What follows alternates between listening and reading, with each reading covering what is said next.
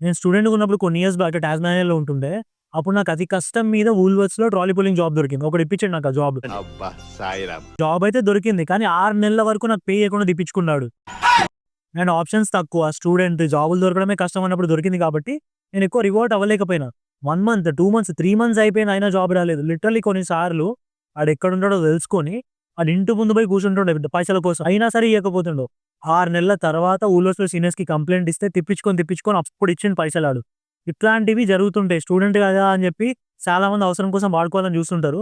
కొంతమంది legal pay కంటే తక్కువ ఇస్తారు. కొంతమంది 20 ఇస్తారు. కొంతమంది 15, $10 ఇస్తారు.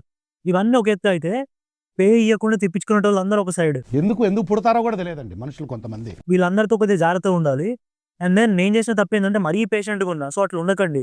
పేషెన్స్ కూడా ఒక లిమిట్ ఉంటది. అండ్ మనం ఇండియాలో ఉన్నట్టు కొద్దిగా గట్ ఫీలింగ్ తోటి రుబాబ్ చేయాలి ఇక్కడ కూడా కొన్ని సార్లు. నువ్వు నన్నేమైనా చేస్తే నీకు కూడా రిస్కే అన్న విషయం వాళ్ళకి తెలియాలి.